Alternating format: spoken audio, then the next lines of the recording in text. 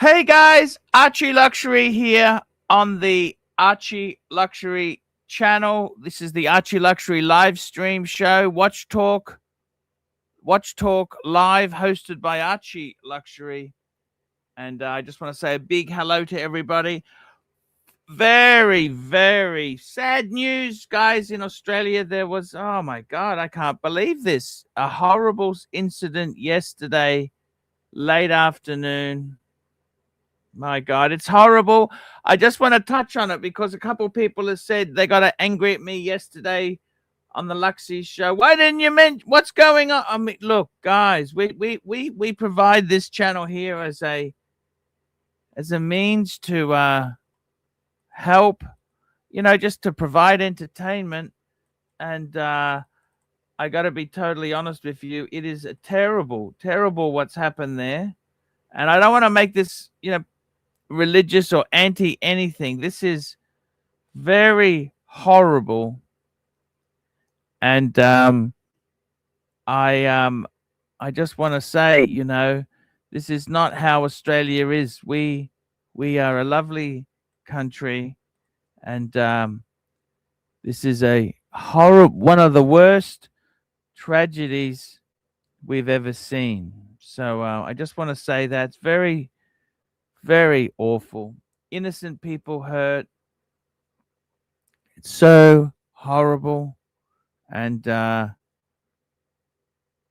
got to say this, it's just very sad day. So please, guys, keep your thoughts for the families affected there. It's very sad. It's very, very, very, very sad.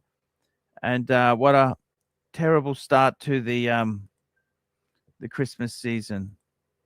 So, guys, this is the Archie Luxury show. Guys, we have got some super chats coming in here. We've got one here from One Up Trading, $5. Archie, let's do 2026 bigly. 2026, yeah. What's going on in 2026, guys? I hope many new things happen, but let's be reality. It's a tough time in the watch market. It's not pumping fantastically. It's tough times.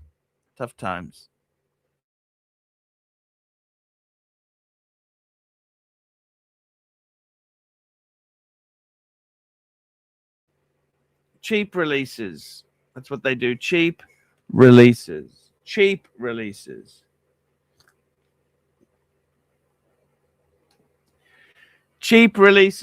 like they will do new colors, things like that. Not really innovation, new technology, or new. It's been a very 2025 has been a it's been a tough year for a lot of people. I hope 2026 improves. I think it's strange. Like some people are saying, Marky Goldberg said the share market's up. That's good. That's certainly good. But we'll see what comes here. Who we've got here? Who's this guy? We've got HR joining me. How's it going, Paul? How are you? What's going on, man? What's going on? Well, it's always a great pleasure to have you on the stream. I love you on the stream. You are ever popular. I've got to be honest, Paul. How is that bluesy? The coolest bluesy in the world, man. That is the greatest watch. The bluesy's good. I was walking into my local Marks and Spencer's today. Man, you would be shining. And Paul, you know what? Expensive, isn't it? That's it. Isn't Marks and Spencer? They're kind of upmarket, aren't they? What is Marks and Spencer is considered middle class, isn't it, or not? That's 100%. They're bad. And as I was walking in, Paul, they said HR. Tesco is discount, isn't it? That's what's is that right or not? No. As the sort of hierarchy is Asda, Tesco, Sainsbury's, Marks and Spencer, Waitrose. What about Harrods? Well, I don't live in London. I don't live in London. I don't live in London. So, Paul, listen, what's you in your world, bud? Is that in you top? You're looking good, Paul. Hey, thank you, man. I'm And wearing what? my And Omega Speedmaster, man on the moon. I got this baby out yesterday, and I thought, I haven't worn this in ages. Put the Omega. wow. But Arch, it's not waterproof. What are you going to do when you're washing the dishes? Fuckface. Rolex. It's not Rolex. Ah, I see. But don't you feel that watch is, it's inferior compared to a Rolex? Yeah, no, I understand exactly, man. And Arch, I don't want to be winding the fucker. Manual wind? Give me the auto. Give me automatic. What do you make of that, Paul? Look, this is legendary mechanical watch. Legendary. Absolutely legendary. It's the yin and the yang. It's your personal yin that winds the watch. Well, maybe I don't have any yin. Maybe I'm all yang. What do you make of that? So tell me this. What made you decide to get rid of the other? You had a beautiful 3-piece. I really, as much as I have disliked you at times, I liked your 3-piece. You had a black Explorer. Sake, Archie. Fuck's sake, I tell you this every time I come on the stream. Let me tell you. Mummy bought me the bluesy. I put it on, and since I had the bluesy, I didn't wear any of the others. The bracelets on the Explorer 2 and Date just are inferior. They're shit compared to the Submariner with the glide lock. What do you think of that, Paul? I'm just deleting a comment from Apes. Apes is getting a bit nasty there. Come on, Apes. Be nice. Be nice. Oh, come on. Apes is cool. Apes is cool. Apes is cool. Apes is cool. Yeah, I was on a 3-way call with me, him, and Zane the other day. He's cool.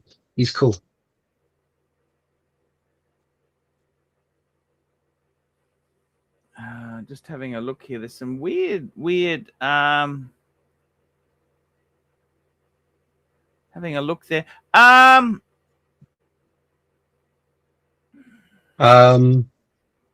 Guys, hey, what's up? Hey, what's up, cycling? You got a super chat. Super chat your question, and we will answer it. Super chats go a long way to keeping us afloat. That's right, guys. They do.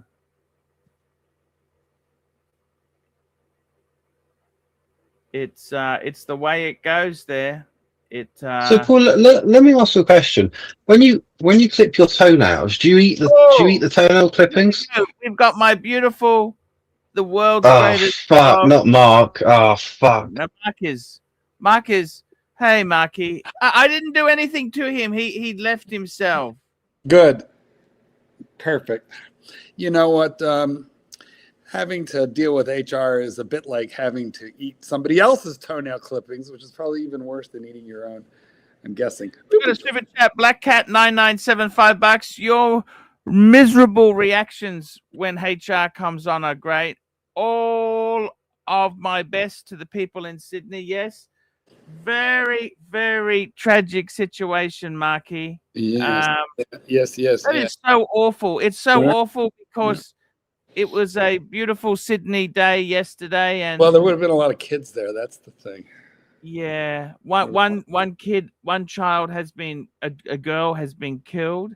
It's just so awful. This is just beyond awful. Yeah. And as Marky pointed out to me, a Muslim guy approached one of the shooters. I mean, bloody. I don't know if that was foolishness, bravery, or adrenaline, and disarmed him. A man with a shotgun. Holy shit. All right. I mean, I assume he's Muslim because I read his name as Ahmed. But what a wonderful guy. What a brave man. What a horrible event. And he got shot because the other one, anyway, he's in the hospital. Hopefully he recovers.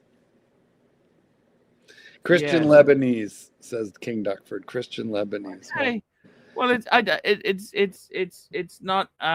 Bless his heart. Doesn't matter. It's just horrible. The whole thing is so sad. You know what I mean? True. It's really awful, Marky. Mhm. And we're a country that, I must say America has a lot more tragic shootings than we do, because we have very tight gun laws. We But do have plenty of them. There was a shooting at Brown University just the other day. A couple people killed and a bunch wounded at one of our more prominent Ivy League institutions. that's Anyway, awful. we should get on to something a bit happier. By the way, here's a. Would you like to explain to Nub Gunner how this program works? Might want to start reading non-super chats. You relay entirely way too much on those. Let's Nub Gunner doesn't seem to. Let's help him understand. You used to have a saying, Archie. What do you do for free? We don't do shit for free. That's like saying television is there to entertain you. It's not. It's there to sell soap. To get you to watch the advertisements. Correct. I mean, you know what the entire news department is? It's filler between commercials. Grey's Anatomy. Ahmed is not a Christian name. Laugh out loud. You betcha. And Ape says he was a Muslim, you junkie. There we go. Okay. All right. Well, there seems to be some dispute, but Ahmed is indeed a hero. Super chat, and we're going to actually rely on this one right here, right now. We got Rich Mitch, $2. Let's talk watches in the 4K bracket. I think the best 4K watches, I would say to you, would be Tudor Black Bay. You got some Omegas also in that neighborhood, but truly the Tudors are damn near as good as the Rollies. Yes, sir. I mean, depending, because they do have that Tudor Royal, which is not, but even that's a fun watch. 100% right. You are 100% right, Marky. Yes. And I've got to tell you something, Marky. You are the only thing with Tudor is, you know what, Tudor, the thing that I don't understand is why don't they do something with the Royal range, the Tudor Royale? Let's see, real quick. Mike the Mistake saying Tudor not 4K retail, but like I just bought the Tudor Black Bay 58, the Tudor Tampon, and that was 4,400 retail. And yeah, so I think some of them certainly must be. That's what I paid ish. 5 with tax, but okay. Super chat.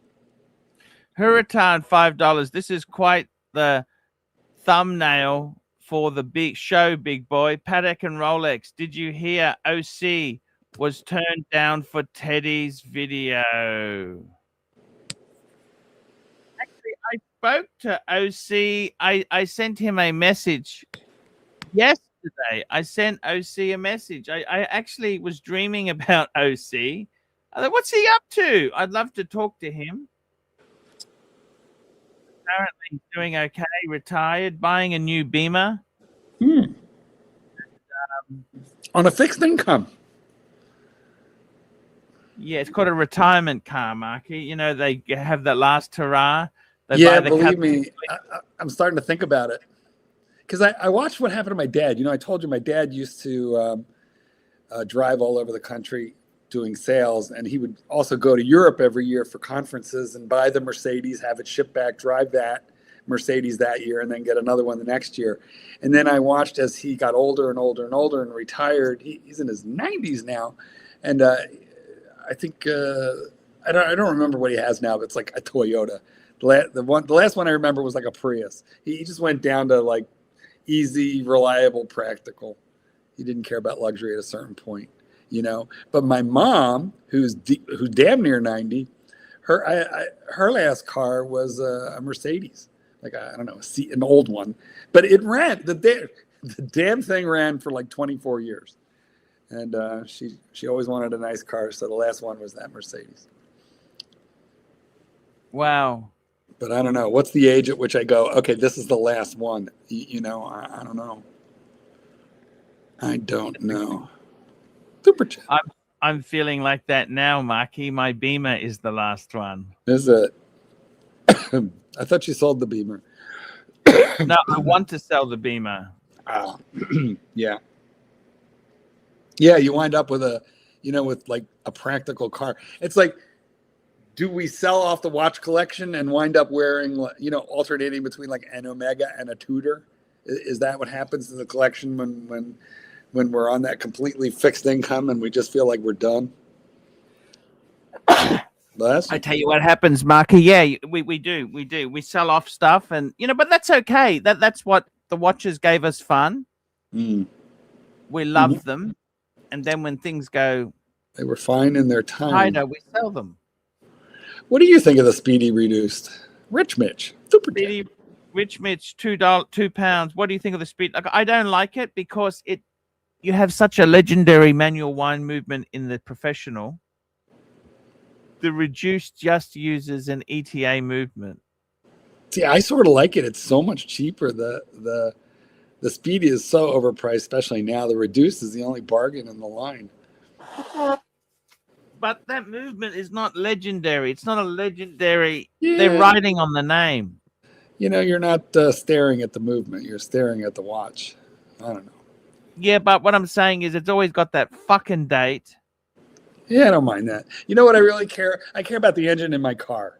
Because I have this opinion: whoever gets to the red light first wins.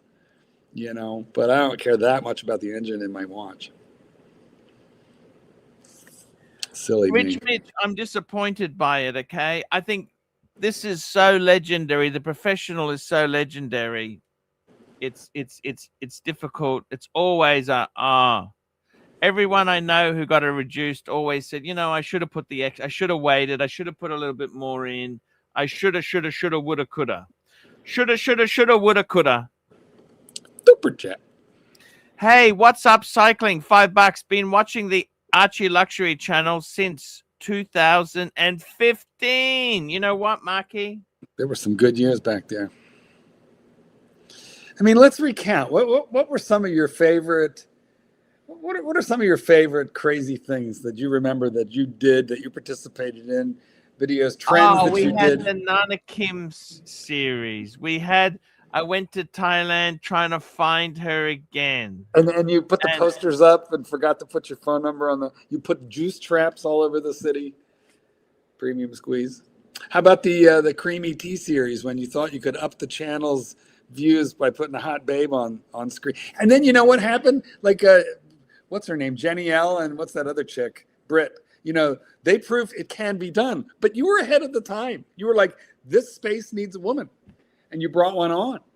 And it didn't fly because you were ahead of your time. And here they are, Jenny L. and Britt Pearson. They are making it happen. What do you think of that? They are. They're doing very well. Good on them, those girls. They're very... Yeah, but it was your idea, Bitches on watches. This was your concept. But she never would do things. I said, hey, I got to talk about watches. I want to do this. You had a different genre. And unfortunately, it was an experiment I tried. And sometimes these things don't work. You have a lot of failure before you hit success. Well, you got very creative over the years. There was the entire Satan DeVille collection of videos. You want to explain that to some of the newbies? Yeah, Mark, I'm embarrassed. But it was good. We loved those. Yeah, I don't think I have the energy to do that anymore. You know what I mean? Guys, Archie used to appear wearing a tuxedo as Satan DeVille, his evil satanic counterpart, explaining to men exactly what one must do in order to get ahead in life, and it involved good taste, horology, and fucking over your fellow human. Satan. Yes, they were good programs there. And we then got another super chat here. Guitars, Chrono, £2. Affordable pickup, Tudor Glamour Day Date 2-tone. What's the Glamour? What's the Glamour? I have the Royal Day Date. Look at it. Let's look that one up. And while you're doing that, I'll remind them. By that. I don't know what he means by Tudor that. Glamour? Is it a model? I'm confused. I think maybe you mean the Tudor Royal. Then there were the series of stories that you used to tell. There were continued stories that had like multi-part videos, including Samantha and Biscuit and her husband, who I think cheated on her. She divorced him. The dog was Biscuit. A Labrador or a golden. Was it a golden retriever? What was Biscuit? Ah, the stories. Yes. Yeah. I mean, you've been through. Then there were the reviews, the paid reviews. Clyde used to irritate you about the being late on the paid review. There was Live with Clive, Friday night Live with Clive. There's just been many, many, many iterations of this program. Yeah. Yeah. There was the varsity, which consisted of the Cardinals, myself, and Clyde, and Doc, and Jin, and Tan, and Blue Shirt Buddha, God rest him. And then you and I had our little falling out for reasons that we can, not talk about it anymore. And then you had to bring in the junior varsity because the varsity went on strike, and then came the JV with that lot of rotters. But here we are. Yeah. And then there was the Bear years. I think the Bear years were the best years, to be quite frank. But the Bear years were the best years. Yeah. Yeah, for sure. You loved Bear, didn't you? Well, Bear and I got off to a very rocky start together way before Archie Luxury. But, eventually I discovered that Bear and I were terribly similar. And, a friend of mine once said, Mark, if you ever met yourself, you probably wouldn't like yourself. Okay, the glamour. When I say glamour, we're talking 1970s glamour, okay? Oh, what is it? 1970s. This is the Tudor glamour day and date. I don't hate that. I don't know. I don't think I hate it. It's less horrible than the Royal, at least if it was just in steel. Is it 36, 34? What is that? It's okay. We will check that. Glamour. This is like 1970s. This is like, I feel like I've gone into. Let's have a look. It'll have an ETA, but I don't hate it. That's kind of pricey. Size 39. All right, that's not bad. Look at that. I'm surprised it's that much money, but it's kind of cool. And look, Marky, it's got the new clasp on it. Look. Wait a minute. It can't be 70s then. That's not. How old is that? That's not 70. I said 70s, like fashion throwback. Yes. You know what? There's some models that they sell in Europe, I think, that maybe aren't in the States. Is that possible? Americans wouldn't buy this. Would they? I don't know. If you go on the Tudor website, it's shocking how many models they have. I mean, we talk about 2 or 3 models primarily. The Pelagos line, the Black Bay line. What else do we even talk about? There's not a lot that we discuss. And within those couple of lines, there's a lot of permutations, but they actually make dozens and dozens of models that you never heard of. Most of them crappy, by the way. But I don't know. I kind of like my Tudor Royal. You like your Tudor Royale? Yeah. How long you had that for, Marky? I don't know. Probably a year, maybe a year and a half. It's the day date version, blue dial. I got it stupidly cheap, which you really would want to. I think I maybe paid like just a little under $2,000 for it. It's got an ETA movement. But it looks a lot like a land dweller. Like a lot. Looks a lot like a land dweller. Wow, that says something. Yeah. Well, because the integrated bracelet, the flat 5-link. I thought you ordered one. Didn't you ask for one? I did. And they were very polite and said, absolutely, we'll see what we can do for you. And in the meantime, that was 2 years ago. And my guy told me he hasn't even seen one for exhibition yet.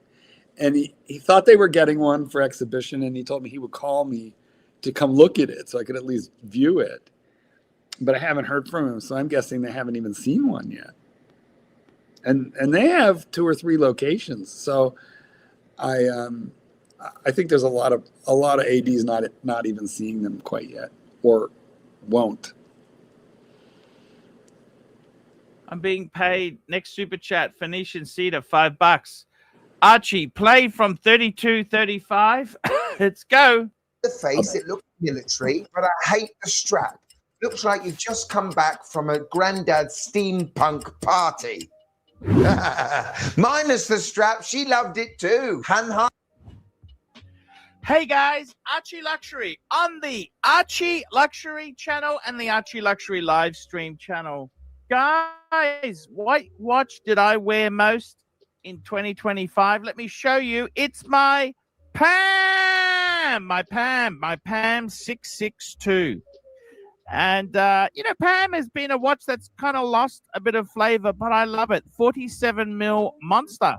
3-day power reserve, in-house P3000 movement. I actually went to Watches and Wonders, and I picked up this strap from the Panerai boutique in Geneva. That's right, guys. So that's the watch that I have worn most. Absolutely love it. It's not about resale value. It's not about anything. It's just the watch I've really enjoyed wearing. And I've got to tell you, it's been a difficult year. It has been very difficult. This here is a bit of a look at my collection. And what has actually happened, guys? Let me tell you, it hasn't been good. So it's been a poor year. I'm sorry to tell you this. Yeah, I basically carry on for 5 minutes bitching about what I've sold off. Nonetheless, there you were for the 4th year in a row on the Teddy Balthasar, and you were paid for it, which nobody else was. So look how important you are. Listen, I would like to thank our next super chatter. Well, all of our super chatters, really, but this is a nice one. $10 super chat. $10. Thank you so much, Black Cat 997. The Teddy video responses prove you are still among the 1 to 3 biggest draws among those people. Lots of job options for 2026. Regular viewers here won't grasp that, but it's still true. And I don't understand why, but Black Cat, did you send it again with a second $10? Again, thank you so much. I believe you've doubled up and sent it twice, and for a total of $20. Thank you so much. Super generous, guys. That's what keeps Archie here. I mean, guys, I'm just here to keep Archie awake during this live stream. That's my whole job, is just keep this man awake. And the only thing that kind of keeps him awake are, these things. Okay, so you sending them in is extremely helpful, and it makes my life a little bit easier. Also, I'm kind of ill, and I have a very sore throat. So if you'd like to do some damage to me, just pledge $50 or $100, and then I got to do the Goldberg scream, and it will probably cripple me for days. Thank you. No worries. Hey, this is very festive. I love the little. I love our little banner. That's exactly it there. It's very festive today. Marky, what are you guys doing for Christmas? Trying to keep them awake. Trying to keep them awake. What are we doing for Christmas? Well, it'll be as always, it'll be a Satan's kitten kind of Christmas. Now, I don't know how many of you are fortunate enough to be from divorced families, but I am, and he is. I say fortunate enough because, we get like 2 Thanksgiving dinners. We get 2 Christmas dinners because we have a day with each side of the family. So Christmas will be doubled as always. Look who we got here. Aussie Expat is joining our crew. How are you, Aussie? There, gentlemen. Just in time for another workout. Nice. Hey. Are you wearing the tank top? Ozzy, what are you cooking for Christmas? Last year, and what we'll do for this year is we'll grab some Wagyu steak from Costco. Like the Japanese. Are you sure the kids will eat that? will the kids eat that? Because your toad in the hole was not a success. They will have chicken nuggets. They will have chicken nuggets. It's like that's what they want. That's what they want. Will there be Will there be a special festive Christmas sauce? They would hate that even more. That would. You know what? Listen. Here's what you should do. I bet you can find it. Just get ranch, white ranch, because that's what the kids like for dipping. My son used to like that. I don't think he cares for anything except for barbecue sauce and ketchup. Oh, days. There is a barbecue sauce person on chicken nuggets. Saint's kidding. I'm a ranch or nothing, but yeah, he's definitely ranch sauce boy. But anyway, I was going to say, what you do is you get a ranch and you dye one bowl of it red and one bowl of ranch green. Daddy, take care of the kids. Do what you got to do, bro. Anyway, I was saying you could make red and green sauce. That sounds good. Young man, Daddy is on Archie now. Satan has him. He's left. Daddy's left the building. That's it. Jimmy isn't here, Mrs. Torrance. I'm glad. Hopefully he shut us off. We are not safe for work, people. So tell me this, Marky. Today in Australia, it's very hot today. It is actually 29 degrees. It's only 9:30. That's going to be a bit of a stinker today. What is it like in America? You guys in Chicago, it's cold. It's snowing. Well, let me tell you what it is right now. It is 3 degrees Fahrenheit. So what is that in centigrade? It's like way below zero. It's okay here in Vegas. It's sunny and 65. Yeah, whatever that is in Australia. You're Vegas. What's the temperature in centigrade? Oh, that's minus 16. Holy fuck! Yeah. That's what cold. That'll freeze your nipples. Yeah, it's pretty it is pretty nipply out here. 65 sounds pretty good right about now, Aussie expat. Yeah, I was supposed to go hiking today, but my daughter threw an hour-long tantrum and mixed up mine. An hour? It took her an hour. Yeah, normally she's good. Like even if she's like really, real full on tantrum, we've got to put her in timeout. Normally it lasts like 2 minutes. Put her in timeout. Let me, as a boomer, let me tell you how we handle a tantrum, and they don't last an hour, and we don't have a timeout chair. I actually did some research about parenting, and all of this soft stuff started with the boomers.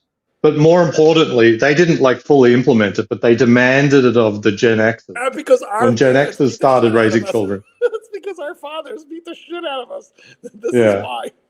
Let me tell you about the greatest generation. They were like fixed bayonets that applied to child rearing and everything else. Yeah. Oh my God. No, yeah, I do. So Gen Xers were for the most part neglected. Well, not neglected, but they weren't catered to. But it started when Gen Xers started raising their kids, but it was mostly from so Gen Xers and Boomers, like they started edging towards that. But it's like, look, I'm the oldest millennial, like I'm on the cutoff, and all of this, funny parenting, it was here before I came, before my kids were born, like all of that stuff, like arresting parents for the kids going to the park on their own. That already started long before I became a parent. I see. I understand. Well, what can you do? Man, that's glad you got through your 1 hour temper tantrum. 1 hour. Yeah. 1 hour. What was she upset about? What was the temper tantrum about? I want a candy. She just woke up on the wrong side of the bed. I don't know if you remember, your kids were like that. Like just some days they just start off really badly and they won't stop. You get that frown off your face, or I'm going to give you something to frown about. You cry. You stop crying, or I'm going to give you something to cry about. Yeah. Well, yeah, that's kind of it. Like she woke up and then she's just crying and she goes, "I want Dad to take me to the potty." Oh. So my wife calls me into the room and then she goes, "No." I was like, "Okay, all right."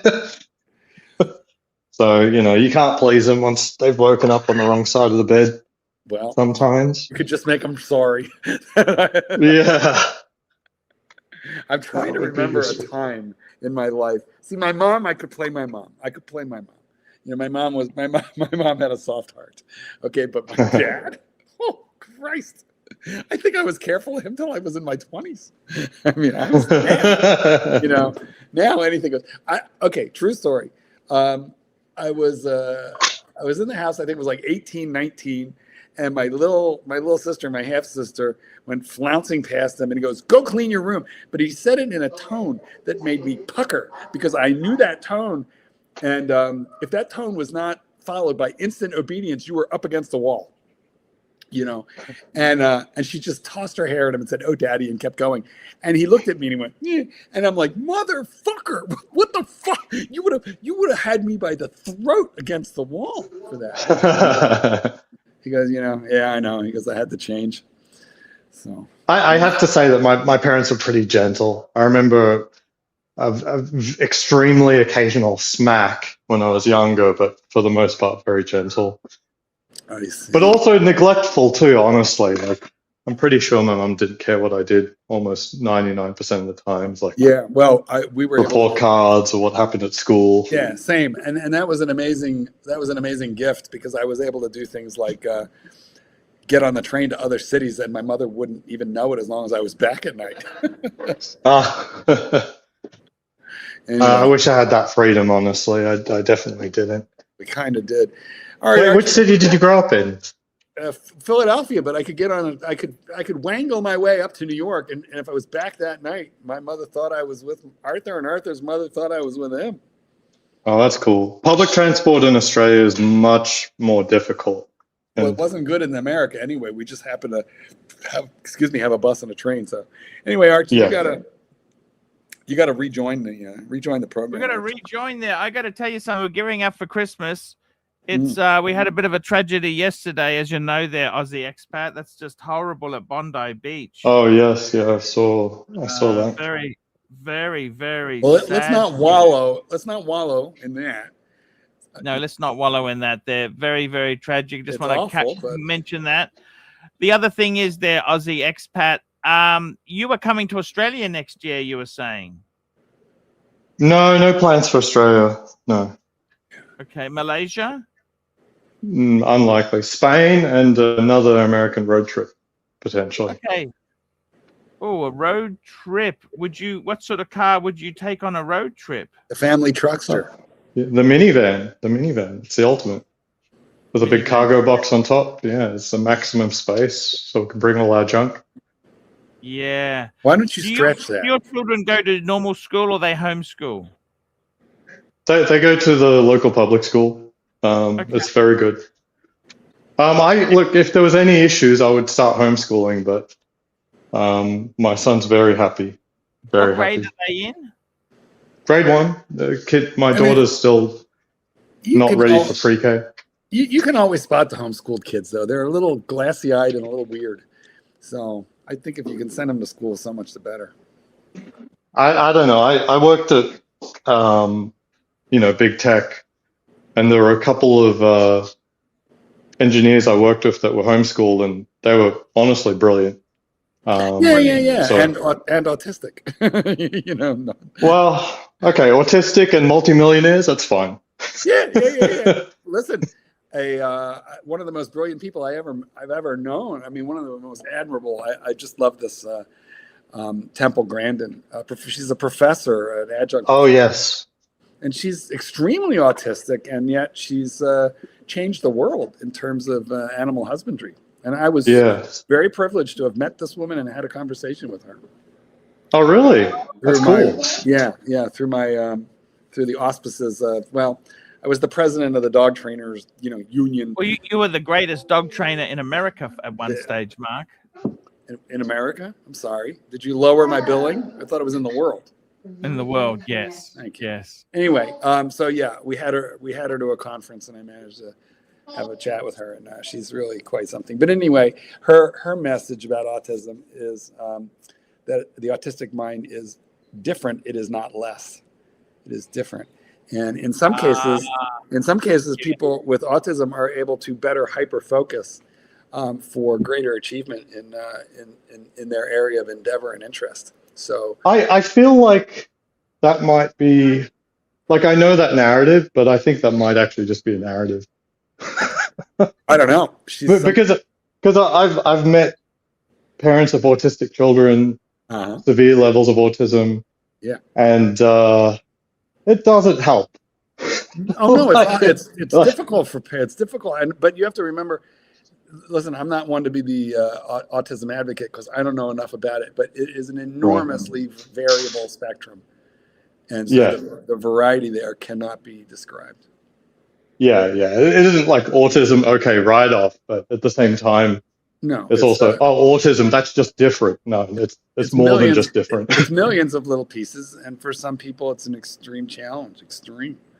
I mean, I think for most people, it's some level of challenge, but for some people and for some parents, it's just so difficult. Matter of fact, the dog, the German Shepherd that I have, the only reason I have her is the child in that home is autistic, and he was afraid of this dog.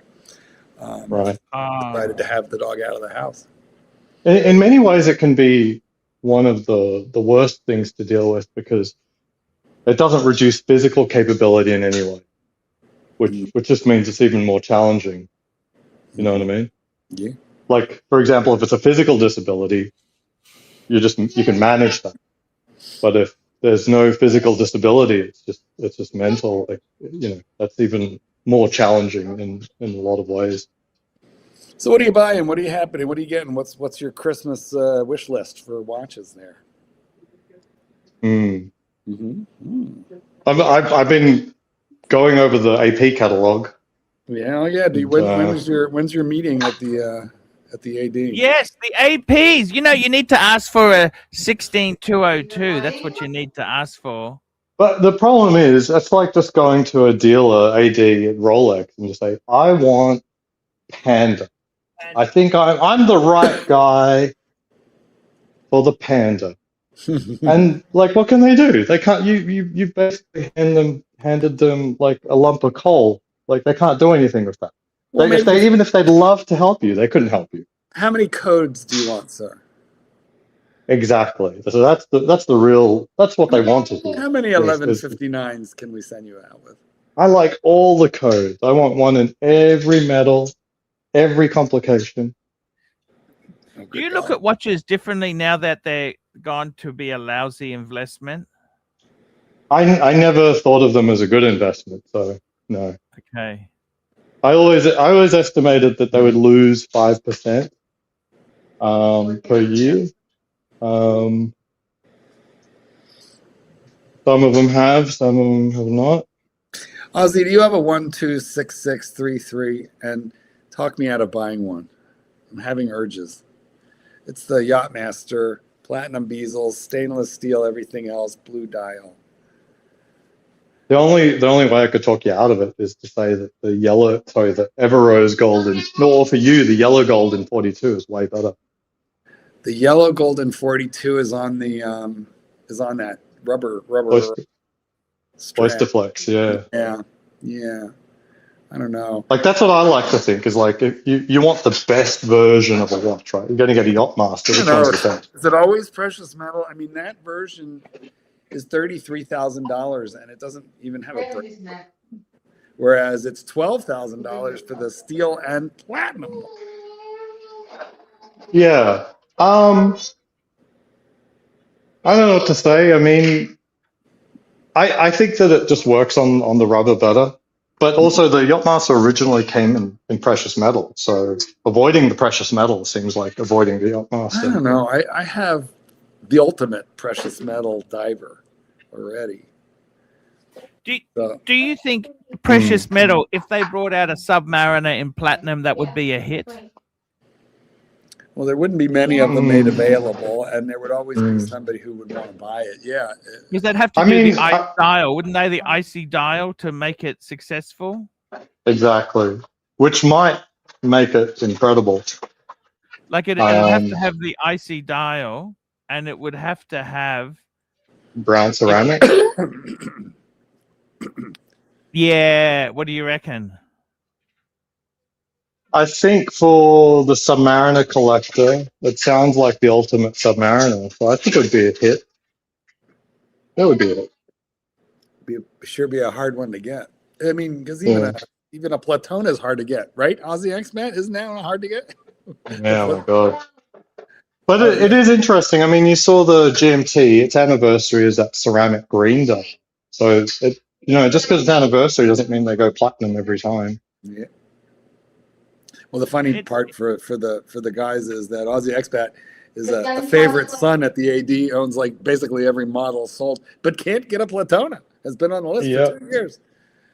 Crazy. You can't get a what? You can't get a what? I can't get a Platona. You've got a Panda butt. Yeah, and a gold Daytona. He's got everything, but he and my wife's got a gold Daytona. He's trying to really get a platinum. want a Platona? Do you really want that butt? Him. He's been on the list honestly, 2 years down, I'm starting to have second thoughts, but not second thoughts enough to pull the plug yet. If I get to 43 without a Platona, I might pull the plug. What do you think? What do you think of the titanium Yachtmaster? There'll be a better one eventually. I mean, it doesn't have glide lock. Well, 42 is too big for me. None of the Yachtmasters have glide lock. No, they do. No, I thought they had Easy Link. Pretty sure. I mean, yeah. No, all the gold ones have glide lock. Is that right? We say all the gold ones. There's a two-tone one. I mean full gold. I mean, as in like Oyster Flex. Well, the Oyster Flex one, I don't know what clasp it's on, but it's not even on a bracelet. Yeah. But those it steel is ones, glide lock. Yeah, it is glide lock. All right, good to know. But the other ones are easy. Pretty sure. Super. Yeah, and so is the titanium. It's easy. Super chat, Crown Gold, $5. Mark, Joma Shop has the Breitling Super Ocean Rainbow on sale for just under $4,000. It's on the yellow rubber strap, but you could always change. Now the thing is, that's not the original limited edition. That's the But wait. Here's what he's talking about. I mean, you could call it up, but I know exactly what he's talking about. It's the current one. He's not referring it to mine. I see. He's correct. I said I want this new or the current model of the Breitling Super Ocean and its rainbow indices, and it is, and it's cool. But they're close to $5,000, and they're hard finding them much under $5,000. And you know what Crown Gold is saying is they're available for $39.95. Let me tell you what Joma Shop does, and I know this because I fell into the trap. It'll have a buy or add to bag or whatever, and then when you try and do it, they will tell you it's not available. Fuckers, but fuckers indeed. And then they will say, but we have other ones available, and then they'll be all at the normal price. So I tried exactly that, and this is a trick that they've pulled, a few times a year in the last 2 years. So yeah, I'm not falling for it. Bastards. I would be a happy buyer at around $3,500, and eventually it's going to get there, but apparently not yet. Which style tickles your fancy in the Steel Yachtmaster? The blue one, the blue Sunray, and I had it in the 116622. I had it in the the previous movement, and I really liked it. And I can't quite remember why I sold it.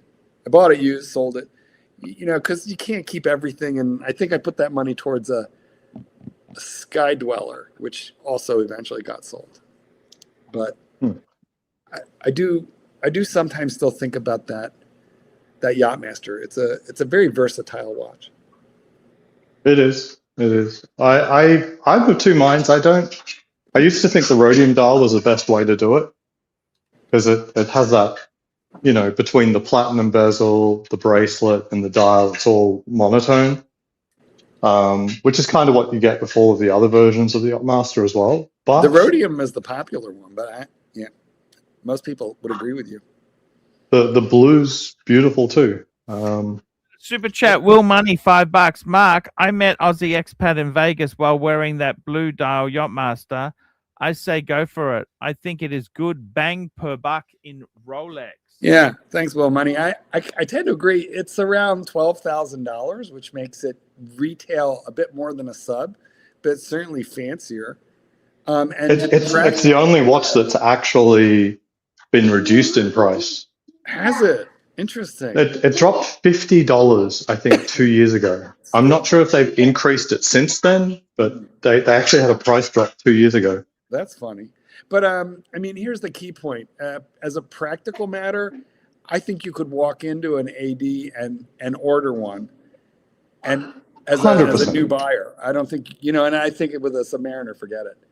Even as you might be waiting a while. They don't make that many of them, but you would get one. Yeah, I think. And they would be happy. And in the meantime, while that SA is clamoring to get the inventory because they know it's a sale that they otherwise couldn't make, you could build a good relationship. You got good reason to stop in every now and then while waiting for your Yachtmaster. There you go. Yeah, but if I asked them for a Yachtmaster, they would get me one, for sure. I just don't. How long it would take would depend on when they had their next one and if they had anybody in line ahead of me that they really like. Like the last time I called them for anything was for the Polar Explorer, and 2 weeks later he said, "Come pick it up." That's crazy. Yeah, that's crazy. I've never heard of someone getting it that quickly. Yeah, the black one is less desired now. And I mean, the thing is, it's just crazy. Black, white, who cares, I think the black one's better if it's your one and done. It's a little classier. Has a little bit of shine because it has white gold indices instead of black. But also, I've heard that they actually produce the black dial in greater number than the white dial. Oh, you know when all this changed, don't you? You know when the white became more popular, don't you? No. Because traditionally the black dial was always more valuable. The black dial was when they released the Panda. That's when it flipped. Oh, interesting. Yeah, Which Panda? Are you talking 2018 ceramic or prior? With like 116520. Well, before the Panda, it was just a white dial. It wasn't quarter because the Panda had the eyes were the different color. Okay. You know what I mean? Yeah, I got you. Yeah, it was steel before the rings. Super chat. Yeah, exactly right there. It's super chat. Where have you been? I just added it to my shopping cart, and it allowed me. When would they tell you it's not available? This is what happened to me about a year ago. And if I recall, what happened was when I tried to pay for it. So, but be careful if they have it for real. It's been a year. Maybe they do. Do you really want it? I do. But Crown Gold, I don't want you to accidentally buy something. But when I tried to pay for it, that's when that all happened. So what can you do? Be careful with your shopping cart. Although that's the way I got that one of 250 Rainbow 57 Heritage one.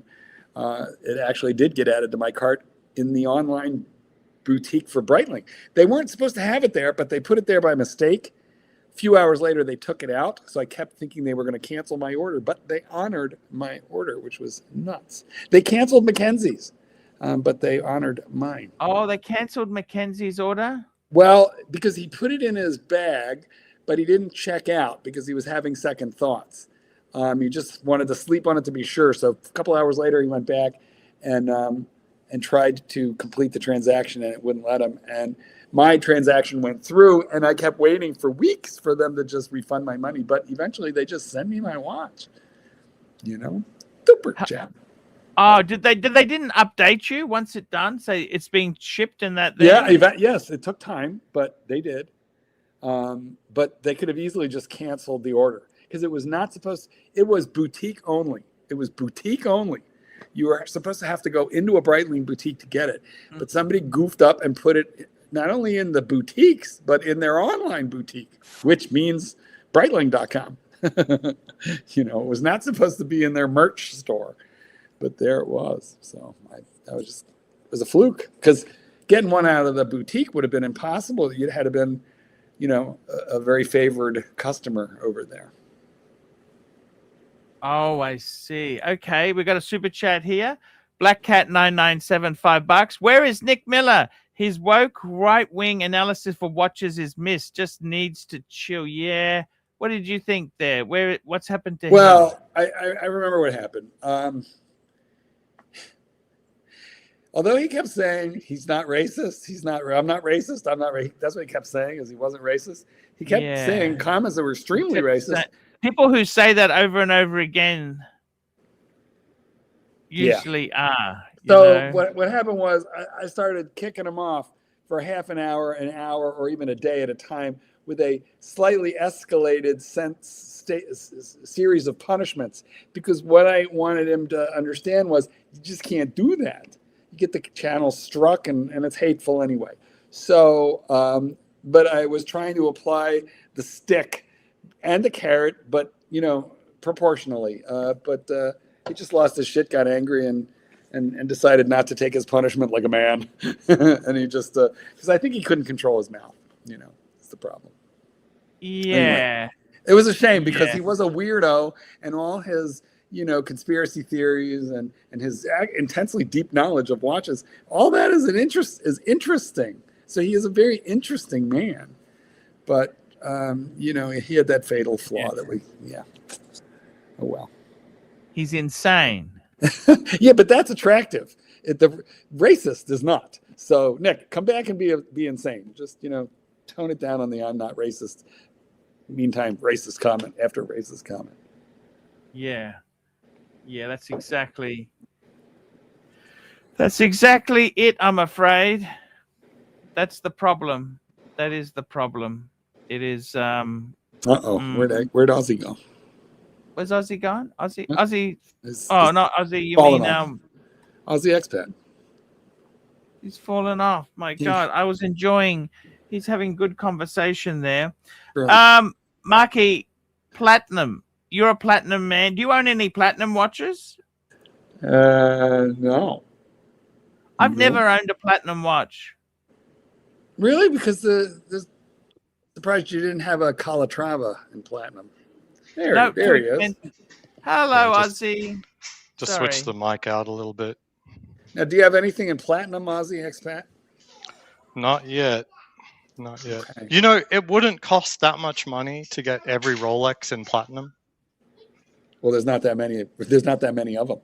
Exactly. But 1908, about 30,000. Land Dweller, 70. Platona, and then Day. So under 200,000. Only you would say, hey, something under $250,000. It's not that expensive. I could do it. Hey, I saw someone pay $115,000 for an open work AP. That's crazy. Work AP. Yeah. Money is a funny thing, because I have more money spent in watches than, like, you know, than most reasonable people, even people much wealthier than me might, you know, consider. But again, money is extremely relative. What percentage of your assets you want to put into a toy, that varies so much from person to person, and what toys you prefer. Yeah. Yeah. And like how much value they retain obviously makes the hurt a little more or less. Correct. Yeah. I was looking at Ferrari prices. Man, they're plummeting fast. Ferrari? Yeah, like 30% per year. Basically, all of their stuff, all their new stuff, in the last couple of years, it's just falling off a cliff. Now, does that mean you they're can like walk Mercedes? Can you buy one? Does that mean you can walk? Because a lot of them are hybrid, aren't they? They're hybrid, aren't they? Yeah. All the hybrids are going down. The older stuff, V8? like more than 10 years ago, like the 458, which has a V8, that's actually gone up 16% in the last year.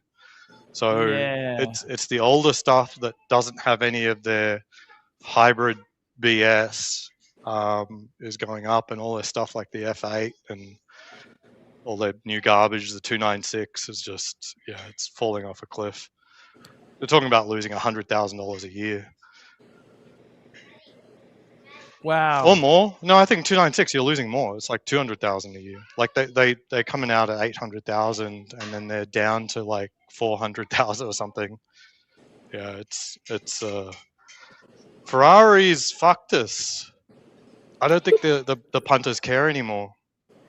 Super chat. Super chat. Where have you been? Ken Newton, $5. Hey, Arch, thanks for the interaction with my friend Warren a few days back. Was much fun. Yeah, he was a great guy. He was talking about his watch collection and what to add to it. And yeah, I had a good chat to him. Great collector. Thank you so much, Ken. Now, didn't you have lunch with somebody the other day that you were going to tell us about? Yeah, that was the band manager of Weezer. You know, the rock band Weezer. Yeah. Who paid? He did. He was actually, he gave me a cash contribution. Very, very nice guy. A cash contribution? I really had a great time. He's a nice guy. He's my age. We're just talking about the musicians, and he also was the manager of a band called Train. Oh, wow. Yeah. You remember Train? Yeah. I mean, I couldn't name you their songs, but it's definitely a band name I know. Definitely. Yeah. Now, did you spend like 3 to 5 minutes telling him how bad the business was? I just told him that the cycle. I said, look, it's. I was just interested to hear from him because he was saying to me, yes, that the business itself, it can change rapidly. You know, it. Yes. It's very. Yeah, I was easy. listening to Hoff talk about the industry and how, like, you know, going through the Napster era, then the iTunes era, like now the streaming era, things are going. That goes back. Napster. Remember Napster? That was, you could download stuff. The FBI closed that. That was Napster sued a bunch of college students. Yeah, that's a complicated one. BitTorrent streaming. Super. BitTorrent streaming. Black Cat 997 $5. The woke right people are more interested than the woke leftists from that generation, but everything is still about identity, race, etc. Toxic. Yeah, got a little nuts. Nick, come back. Just don't be toxic. I mean, that might be a little hard for him. I think here's my guess about Nick. Nick clearly has a very tunnel vision, obsessive OCD type personality, and I think he was fixated on this channel for a long time, much the way Luigi was fixated on the CEO of United Healthcare. And but I think maybe the focus is broken, and Nick has gone on to greener pastures, and he forgot about us. I don't think he's in the comments, listening. But if you are, come on back. Just keep race out your mouth. Yeah, we like interesting people. Tangents. Well, listen. Everybody's got their interesting tangents. I even think Narc is enjoyable when he's not racist and excessively homophobic, and when he's just not. There's rules of civilized behavior, and some of these guys who are the most interesting and the funniest and the weirdest, they can't help but be the most extreme. Shit, Ross Rachel Brady came on a couple of weeks ago, and he was perfectly well behaved. If Ross can do it, any of you can do it. Come on and be drunk and fun like Puck. We really need some more interesting people on this. If you'd like less of me, guys, then we need more of you. I'll put up the link. Very, very true. Look at that, guys. It's I got to tell you, Aussie expat. Man, when would you give your kids a valuable watch? That's pretty easy. When I become a granddad. And maybe the other caveat, they got to buy their own first Rolex themselves. Like, I don't want to deny them that achievement for themselves either. Tits! Hello, how are you all? Good day, Chief Tit. Speaking of insanity. It's leg day, Chief Tit. It's leg day. Chief Tit, what a fucking disaster. I just want to say, what a fucking horrible. It blows my mind. This is Australia. We're supposed to be There's only one good thing that's come of this. You know what the one good thing is? Narc was hit. The guy that went over and tackled one of the shooters actually was a Muslim. That's what I said. I've come into this late. Some people already said that.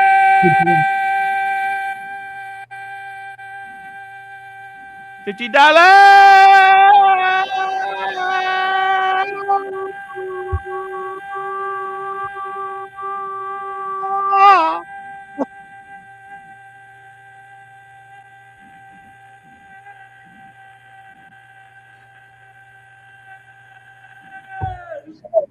He's got suspiciously good breath control, hasn't he? Has. Crown Gold, $50. I'm Wow. a straight man. I think Mark is a silver fox. If anyone has a chance of turning me for the night, it would be Mark and a bottle of tequila. Listen, the tequila has a magical property, and that is it makes your clothes fall off. Jesus Christ. Hey, Chief Tit, do you think that Hero was yelling Allahu Akbar as he went in? Mate, my I don't God. think so. Not at all. No. I think that's the whole point. That he was a human Wait, what do you being. mean that's the whole point? What are you talking about? I mean, Well, what the fuck if it kind was of me, comment I'd was be that? saying Allahu Akbar Let me myself. answer you- Like if I let had me to. answer your question. Let me answer your question. He acted in an act of humanity and bravery. What I'm trying to say is that for him it didn't matter what he was, what anyone else was. He was a Exactly. human being doing the right thing, right? And there's hope in that. Yes. He Yeah, didn't don't make it decide- ugly. Don't make it ugly, he saw Ozzy. something bad It's not happening. ugly. It's not ugly. Super chat. Super chat. We got actually. Let me just do Doc BBW first. $2. OCD in this watch community. Who'd think? And we got Gay J Watch Hangout, $3.50, giving Rolex Explorer 2 to 12-year-old son. Thoughts? I think he's too early. Wait until he's at least 18. And I wouldn't give Rolex. I'd give something else. Rolex is the problem with giving a Rolex is you are denying his right to earn and get one himself. You're stealing that from him. I mean, I agree. personally, I agree. I personally was given my grandfather's ring. You know, the one who drove the black Buick. I was given his ring at 12, and it was too young. I lost it eventually. So I think it's too young. A 12-year-old boy is no matter what he says, he's going to be incapable with his little gelatinous brain of keeping it safe. So what you could do is let him wear it around the house once in a while, and then you put it back away for him, and you let him know when he's got a driver's license or something like that. You know, he can have more access to it. I wouldn't let him wear it out of the house, and I would keep it close for him. But I think it's too early to entrust him with its long-term well-being. Yeah. All right, I'm keeping this. I'm keeping that $50 super chat up while we chat to just inspire others of you who'd like to hurt my throat. Inspire others. In a good way. In a good What? way. Hurt Goldberg's throat in a good way. Chief Tit, you bastard. I got to tell you guys, it's a Chief Tit. It's great to have you on, Chief Tit. When would you give your kids a watch? Tell me this. When would you give? Oh, he's never given them fuckers a watch. He didn't even like them. Well, no, I've given them watches. I've given them, for example, good diving watches, but technical watches, not like Rolex Submariners or anything, right? But they're more of a tool thing. And the first one, the eldest one who's 16, I gave him a nice watch when we were in Greece this year. One of those, it was a Citizen with the Tiffany dial that's automatic. It's quite nice. But that's just a beginner watch for a guy who's a beginner. You don't give a Rolex straight away and all that sort of stuff. Because they don't appreciate it. He doesn't even know what he's getting. Exactly. Don't know What the about- value of money or possessions or sentimental stuff. And then not only that, you give a 12-year-old a thing like that, and what's going to happen is by the time he's 13, 14, he won't know where it is. But when he's 20, 23, 33, 43, 53, and 63, he will think, fuck, I wish I had that. Yeah, exactly. But also, when they get to something, when they get to some sort of milestone, you've got something else to give, right? So when he finishes school, you might get him something else. You might get him matured to something nice. Yeah, First, I think a Rolex to give is too much. You know that? I think it really is I actually gave I tell you this, my first marriage, I gave my 2 kids, I had a boy size. Okay, admittedly, they were boy size Rolexes. They weren't, so they're like 30 mil sort of size, 30 mil, 31 mil, very small, but boy size. I gave them to them, and each of those kids asked me to sell it. One bought a BMX bike, which he then sold, and the money's gone. And then the other one bought a PlayStation, sold it, and you know what? That was kind of they didn't appreciate it, and I said, well, I'm not getting another one.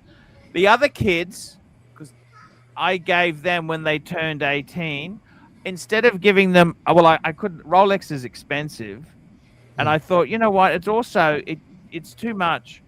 I gave the one who he likes Japan, and that he's going for. I got him a Grand Seiko, which I acquired in a swap, and the other one I gave him a Tudor. Yeah. So Grand Seiko and a Tudor, which I think is 2 perfect watches. Yeah. Rolex, look, Super chat. I think you've got to. I think you can give too much. Sometimes you take it away from them, you know? Yeah. Super chat, ASB, £5. Paul, your thoughts? Hi, Paul. Hi, Paul. Your thoughts on the horrific Bondi Beach incident? Psychopaths are very rare these days. Scary. It is horrible. Look, I don't want to make this political or a race or a religious thing. This is just a horrible thing that's happened. As Mark said, humanity, as Chief Tit said, Chief Tit, I think you really summed it up. This is just horrible to have in our country. It's really horrible. Like, we take it for granted that Australia is peaceful and we don't have this sort of shit happening. But what new laws do you think will come in? I don't know, but I mean, the reality is they've already got strict gun control. I mean, there's going to be people who always beat the system or buck the system who are madness. I mean, the person who, I believe he had a gun license and had guns. I mean, do you clamp down more? I mean, you can't. The Israeli foreign minister was asking Australia to clamp down hang on. Look.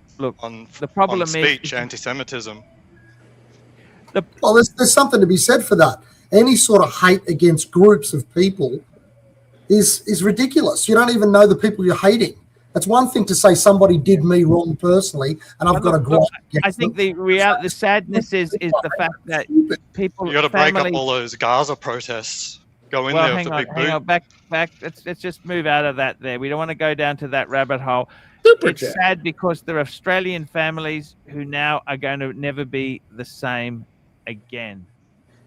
And Phoenician Cedar, $5. AC3, what's your least favorite watch? Maurice Lacroix, Ulysses Nardin, or Gerard Perregay? Obviously, I reckon that.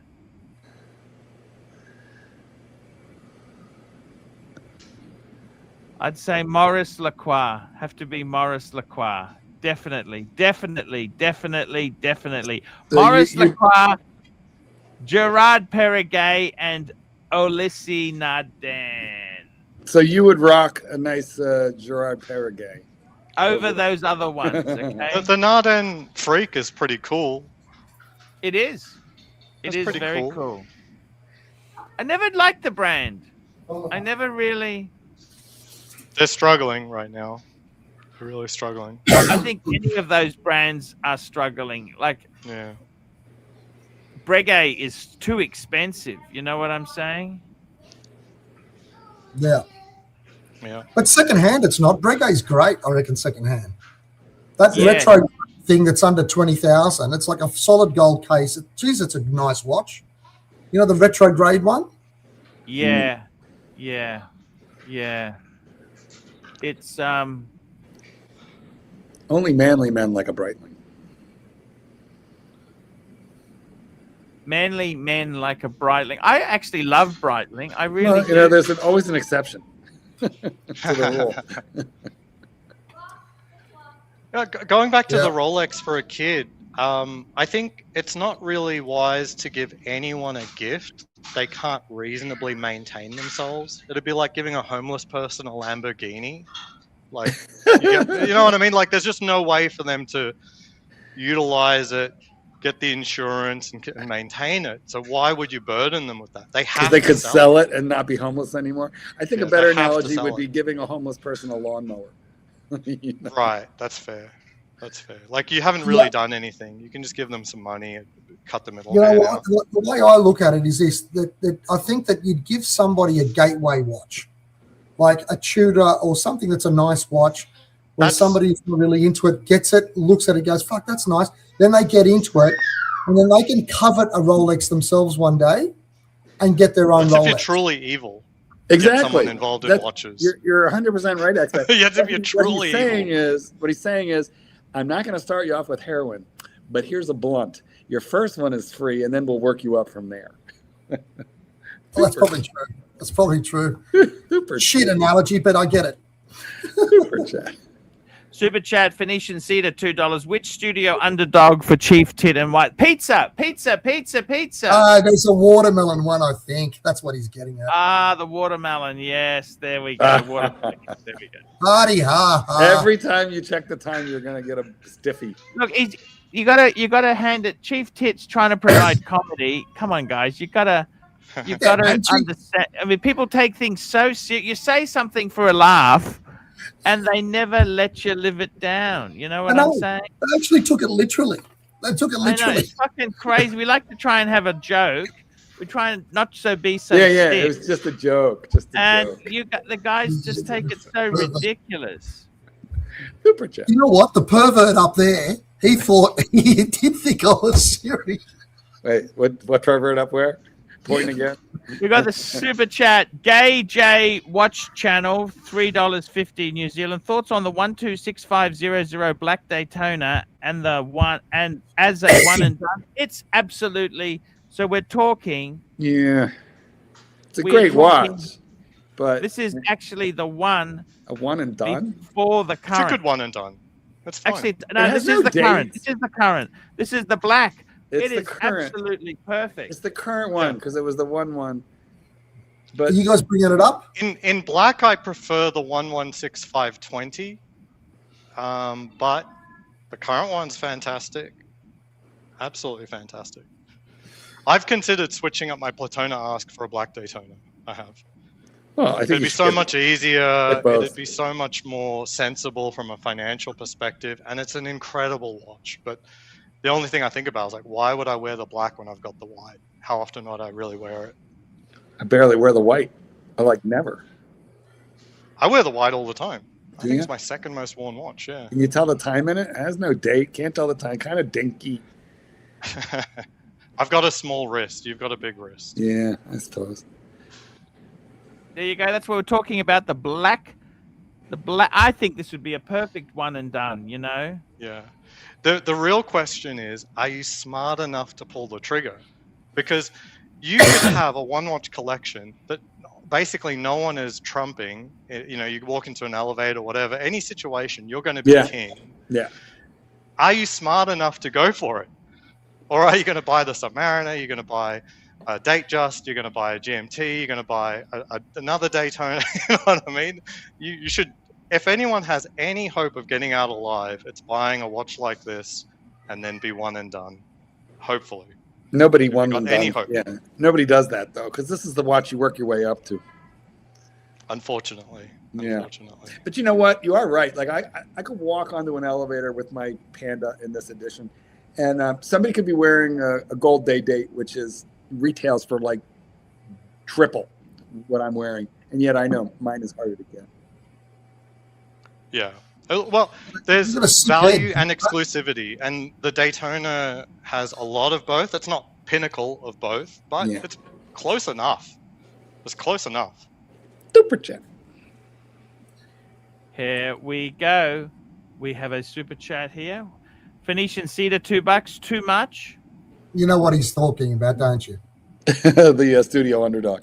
Studio underdog watermelon thing. No, it's not too much, Phoenician Cedar. You can have your fun.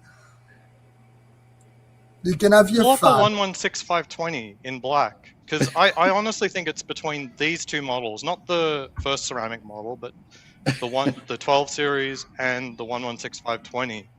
I just love how the 116520 has the steel bezel, because it really complements the steel sub rings of the subdials. Is it wrong to not like the Daytona that much? Because No, I just I don't. can't have. All either. it means is you haven't had one on your wrist. I do. I own one. I've owned two. I still. It just doesn't do it for me that much. I like it. You But need I don't know. a little bit more time on the wrist, I think. Is that what it is? Yeah, just I been used to wearing hate it. the Daytona until I put one Did you on. know how And much time then, I've had it on my wrist for? yeah. And also, you got to talk to normies as well. When you ask a normie to look at your collection, and you've got What's a Daytonas in normie? the collection, they know nothing about it. A normal person, they don't know anything about watches. If you ask a normie about your collection and you show them your collection, almost every single time they've picked out the Daytona, and they don't know anything about watches, and they just pick the Daytona. They like that one. The faux snobbery.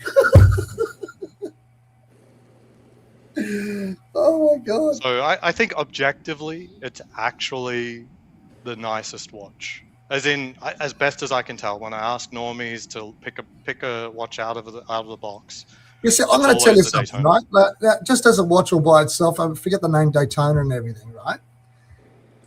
I'll look at that, like the one that's on the screen right now, and I think to myself, yes, it's nice. Is it nicer than a Man on the Moon? Yes, it is. Is it 10 times nicer than a Man on the Moon? No, it's not. It is. It 100%. In person, it is. Like the Man on the Moon comes with a horrific bracelet, and up close, it just exudes cheapness. Man, what are you talking about? Yeah, I don't know. I just don't think that it's really as spectacular as everybody carries on about. Which, by the way, there's something from my position, because when they were originally out, they couldn't fucking sell them.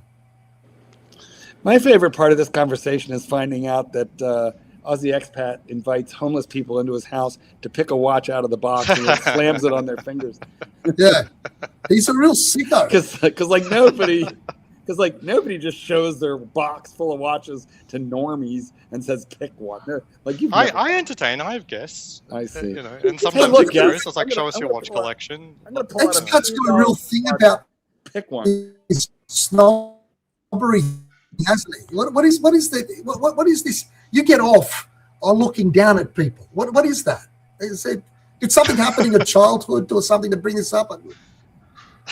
What is that? Super chat, Doc BBW, $2. Normies expect a real Rolex to have a Cyclops. That's true. That's true. I mean, most people out in the wild won't even recognize the Daytona as being a Rolex. So it's kind of under the radar to some extent. Like you as a collector, like, oh my God, I'm King Dick. But really the Daytona is kind of under the radar. Let me ask you guys something else. And I've noticed this in you as well, Mark. You sort of like a watch that will tell other people to fuck off, don't you? I have a lot of Tudors too. Yes. And I've got an Air King. And are you defending yourself, Aussie expat? Because like you should just embrace. I've literally got all the watches. So yes. I mean, it depends what. Well, what I'm saying is, what day of the week I'm wearing what. When faced with reality, we should just fucking embrace it, okay? Yeah. So, there's a certain snob, and I'll tell you why. I can tell you exactly why. Because if I'm spending $15,000 on a watch, by and large, I would like it to say, on some level or another, I'm better than you. Why? Well, I don't think that's what other people see though. Like when I wear my Hulk. No, hold on a second. I want to get into this. Because I am.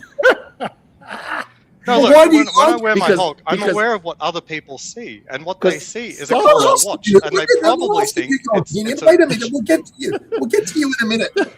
Talk to me, because I never thought this about you, but I realize now. Because stealth wealth is unsatisfying. If stealth wealth was satisfying, I would have a white gold Submariner, and I could just wear it anywhere and everywhere, and people wouldn't look twice at it. It looks like an Invicta. Okay. But I'm spending $40,000, $35,000 on a fucking gold watch. I can't. It has to be yellow gold. So it's got nothing. I tell you what it is, Mark. I tell you It's what got it nothing is. to do with Let you sitting Aussie there. X that help me because I don't even. I tell you what it understand is. myself. Go on. With white gold, Okay, your turn. what it truly says, it isn't stealth wealth. What it truly says is you didn't have enough money to buy the platinum version. Is that it? You're just Do you honestly think people actually even think that? Do you? Well, there is no platinum. I know that you think it to yourself if you bought the white gold. But wait, hold it. when you buy a white gold day date, Absolutely. yeah, it is like it's cheaper than the platinum, is what people think. On the Submariner, there is no. There is having no platinum. having yourself That's on. true. Nobody gives a shit what you're wearing. No. I'm saying he thinks to himself. Like if someone buys a white gold day date for themselves, what they're really thinking in the back of their mind is, oh, this is a lot cheaper than the platinum version, which looks identical, right? But the reality is, if they actually had a lot of money, they would go for the platinum. Honestly, with my situation, I think it's just my age. Like my father's age, by and large, they liked Cadillac or Mercedes. You know, there was just a brand, and that brand just said, "This is the brand. This is it. This is the aspirational. This says you made it." And for me, in my early 30s, late 20s, early 30s, early 40s, it was Rolex, and for no better reason than it is the brand that I remember coveting. It was the statement piece. Now I own a Glashita Original, which is costs more money than my Submariner. You know, so I don't only put the big money into Rolex, but one of the other things to be now I can be truthful about it. Now that we've had a bit of fun, I don't have so much money that I can tie these things up in a lot of watches like that Geo, which I can't move, I can't sell. So in Rolex, it's a brand which I can enjoy for all the variety of reasons that I've described earlier. They're robust, they're prestigious, but it's like owning gold bullion. You know, you can walk into any location. You can liquidate it any time you want. It's like cash. At any moment. So it's really more that than anything else. I understand that. Yeah, fair enough. It gives you flexibility. Well, because I have too much in that for my own comfort level. And the way I justify it to myself is, if I need to liquidate this shit, I can do so. And I'll get hurt, but not to the same degree as taking like 60% off of the whole collection. I think there's a super chat. Here we go. Super chat. Oh, we did that one. Oh, we got another one here. Black Cat 997, $5. Aussie expat. I have the Chris Reeves and Spider Dokes, etc. Spyderco. What are the Rolex level pocket knives? Good question, Black Cat. I honestly, I'm not an expert at knives, even though I've collected a lot. But I've been very happy with my Chris Reeves, and I would say just be happy with your Chris Reeves. There are mods and stuff if you're getting a little bit bored, like get yourself a new clip or something, but I wouldn't go past a Chris Reeves. Now, if you have to spend some money, Shirogorov, I'd get one of those. But I don't think they're better than a Chris Reeves, ultimately. But Shirogorov, holy hell, those look good. Yeah. Look, some people were asking Archie recently about, you're not really interested in getting really expensive watches and all this materialism and stuff recently, right? Yeah. Now, I don't want to put words into Archie's mouth, but I'm going to give you my take on it. I think that you get to a certain age and materialism is really wow, because suddenly you've got money, you're a successful man, you can buy whatever the fuck you want, you go crazy and it's important to you. But then it reaches a crescendo and you go over the other side and you start not giving a fuck as much anymore. Because you realize that it's all a bit empty. It's all a bit empty. You go, yeah, it's nice.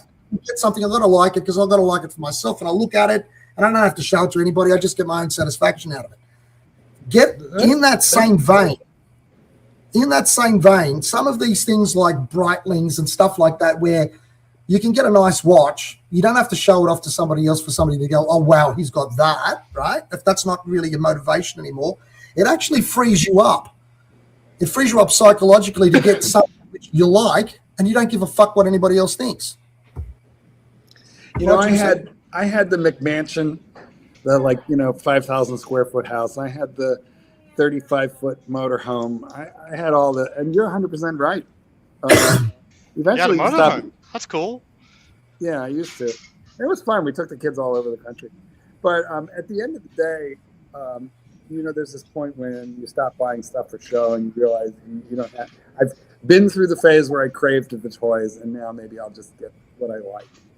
And actually dealing with the maintenance and cleaning and just taking care of a 5,000-foot house with $100,000 worth of landscaping. You know what? It's a pain in the ass.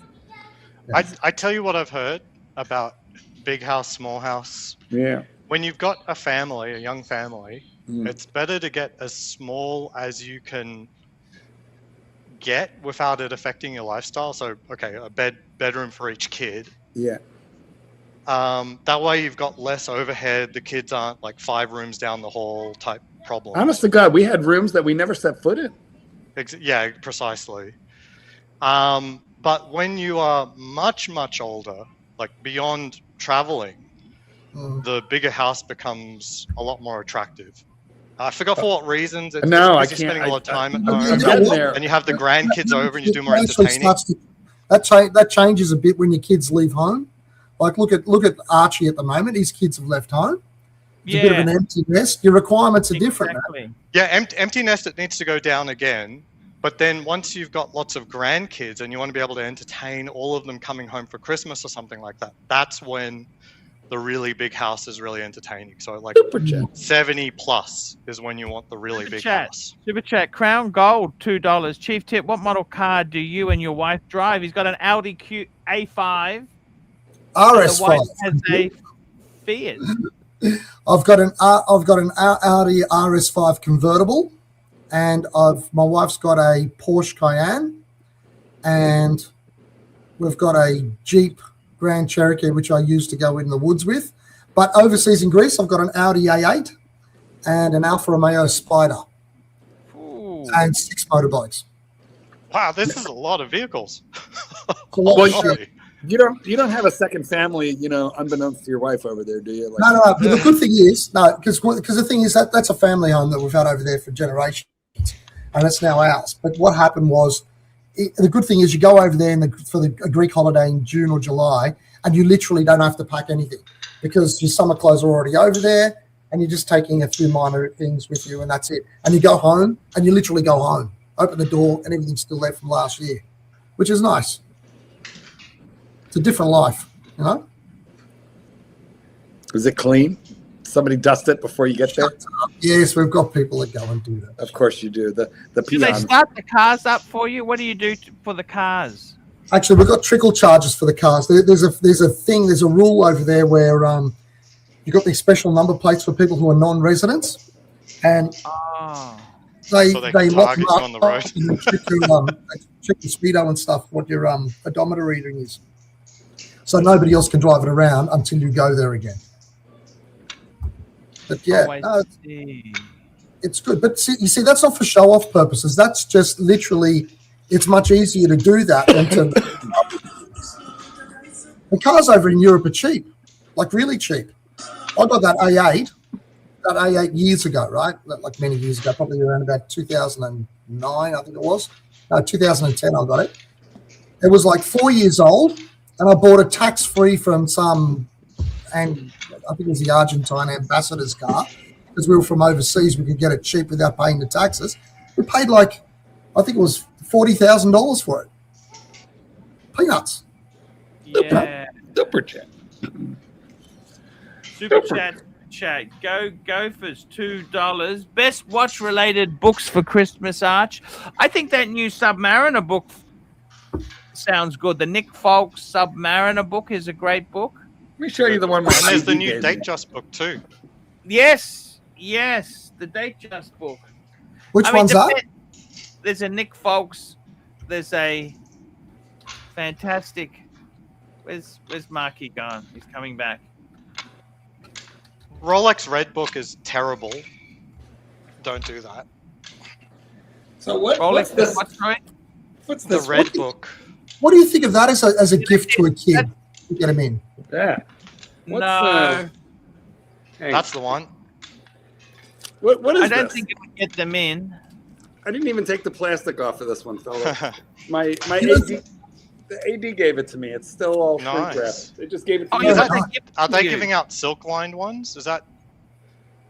Do you know what edition? You don't think that's a good gift for a kid, Arch? I think it's swag. I don't know. They gave it to me last time I went in there to just say, "Hey, what's up?"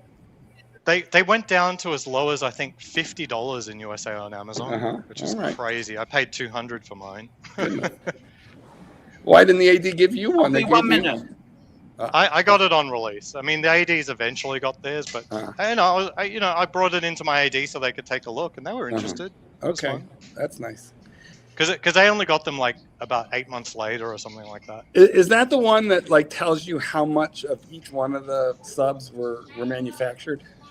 Yeah, absolutely. Okay. But they don't break down by dial, just model number. But for the Rolex Submariner, that's pretty detailed because they don't have But I too think many the dials. Hulk, for the Hulk, I thought they gave a The Hulk they said it was like 2 to 1 on the black, which is crazy, and total production of about 400,000, which is a lot higher than anyone would have ever guessed. Guys, and it's still hard to believe. Is there any decent Panerai books that you guys are aware of? I'd like to get a Panerai book, maybe. Or at least a catalog, right? You probably get that from the AD. I'm thinking about getting into Panerais now that they're cheap. I don't think they're cheap at the AD. No, second hand. I wouldn't buy new. Yeah, no, I think some of the Panerai catalogs are fantastic. You can pick those up fairly. Some people want crazy money, but some people are very cheap on them. What, eBay sort of stuff? Yeah, especially local and that there to you. Super chat. That's what I would try and do. Super chat. Crown Gold, $5. Chief Tit, so you have an Audis and a Porsche. Get off Mark's back for showing off. He only drives a Hyundai. Well, you did ask Ground Gold. I mean, I wouldn't have volunteered that. I think basically he's just smacked both of us because Hyundai, Hyundai, so he got us one. That was a twofer. I've got the best brand. I've got a Toyota. A what?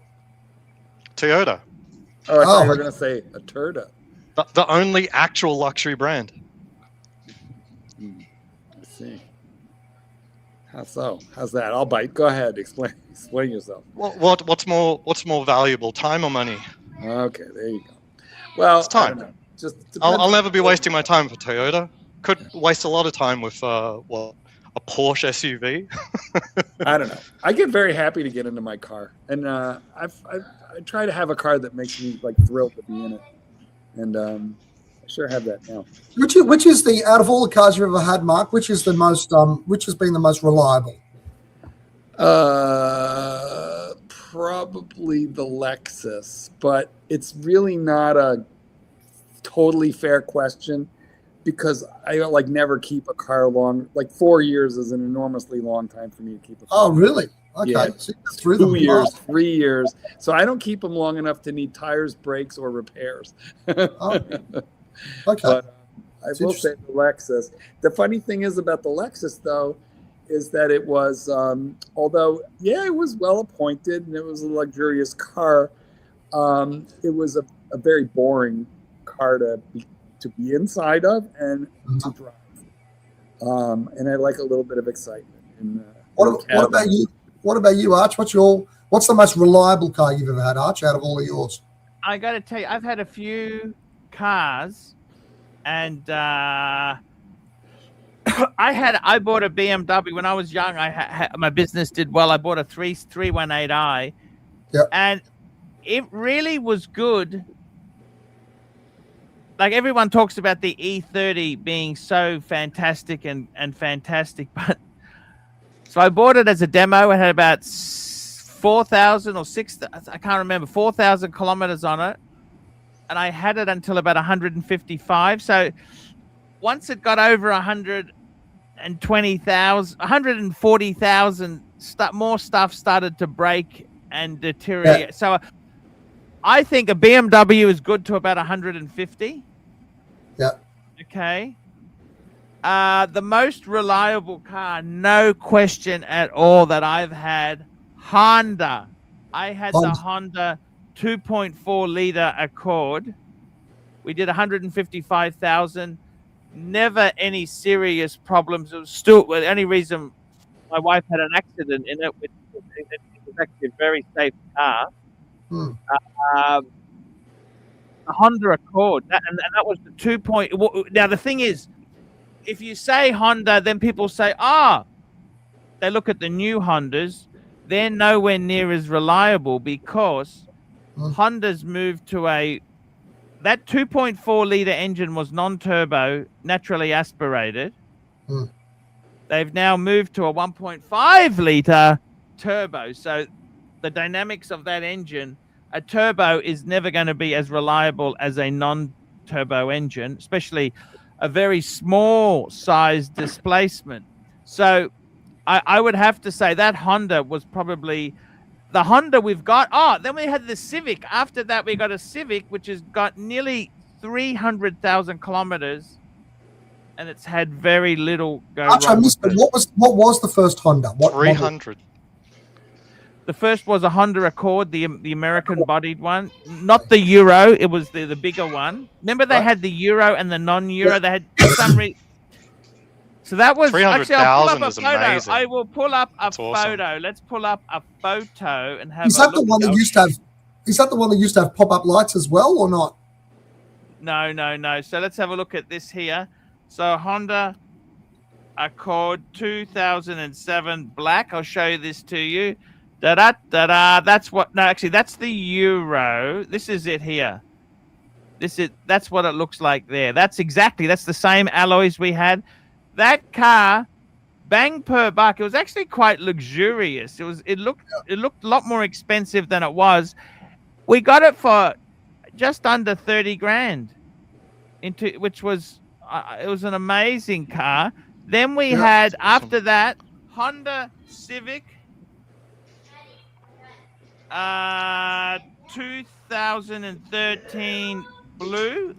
Then we replaced it. Okay, that's 2013, 2014 model year. It was the mod. It was the mod. Yeah, that's the mod. Yeah, okay, that's sort of what it looks like. Yeah. The richest that person I know drives a reliable Hondas. And that was reliable too. Now the thing is, the new Hondas aren't as good, but the Honda has fucked things up in Australia. You know, they moved to a fixed price model now. There's no discounting, and they've done. Jeff Bezos really used to drive a Honda Accord. Things, okay, he was a billionaire many times over and drove his Honda Accord. It's interesting. So you're out of all cars you've ever had, Honda as a brand was the most reliable, yeah? Yeah, the worst car. I had a Ford Mondeo. That was fucking. It was actually a really nice car to drive when I got it. I got it new, but it had this weird fucking problem where I had an earthing problem. It wouldn't start. You open the bonnet, close the bonnet, it would start. Some sort of. I took it to the dealer. Nobody could fix it. I fucked it off at 150,000. I think that's kind of. Was that in an accident or something? Was that in an accident at some stage? It was doing that before it was involved in an accident. Right. Okay. It was a minor but yeah, it was just a fucking pain in the ass, that car. Yeah. Absolute pain in the fucking ass. Okay. Out of my cars, the most reliable and the least reliable was the same brand. My wife's Porsche Cayenne is the most reliable we've ever had, but an old 928 Porsche S4, which is a car I had many years ago, that was a fucking annoying piece of shit. Beautiful looking car, the 928 S4, but very unreliable. I hear a lot of people have good luck with the Cayenne. Yeah, I had a hybrid Cayenne, And How was it? And it was the first year. It was so bad. It was so bad that at one point, it was in the shop for 7 or 8 weeks because it needed a part. It needed the cable, the battery cable, the main electronic cable for the whole thing, and there wasn't one in the whole United States. And so they got harness. One, my God. They got one from Germany, but when it came, they realized, oh fuck, we need a special tool to install it, which they only have in Germany. So they had to send for the tool to Germany. Oh. They told me when I finally got that car back, they told me, they were in discussion with Porsche because Porsche wanted to buy it back so they could study it. They probably should have sent it back because, I mean, changing out the entire wiring harness that's not fun. No, I mean, it was all... We've got a law like that about cars that are brand new. It's called, the lemon law. I bought it used. We have lemon law here too, but this was used. It was still under warranty. We don't have lemon law in Australia, do we? Yeah, we do, I think. How many times? How many times what? It's got to play up to be qualifying. I don't know, Arch, but I'm pretty sure we've got it. I've never really looked into it, to be frank with you. But my understanding is that it's, I think it could be time related, how much time it's out of your hands. Oh, okay. But, yeah. That's how it works in USA. Yeah. Guys, you still have 15 minutes. If you'd like to wreck my voice and physically hurt Goldberg, $50 will get you the Goldberg yell on a super chat. Just in case you want to hurt me or do me harm. So they didn't buy the Porsche back. They fixed it. But after that, it was a little touch and go, and I didn't fully trust it. So I got rid of it quickly. I did. I kept it. Well, no, I had a grand total of 2 years. And then it went for the Exploder. It went for that Ford Exploder that you hated so much. Don't you guys find that new cars are a bit friggin' boring and generic these days? And that, I mean, whenever I'm looking at cars just to get a kick out of something, I'm always looking at stuff from the 90s or the early 2000s because that's when cars were sort of still interesting in a way. Like those Bentley Continental. 100. You know what? Fair. But it's also generational. Millennials don't give a shit about cars. As a generation. Now, you'll find a millennial who has a lot of money and he'll buy a Lambo or something. But in general, the millennials have been the hardest generation to sell a car to. So we normally look for things that are functional. We're not interested in it's fun, quote unquote. The whole problem is, let me say this to you, is that the whole fucking problem is that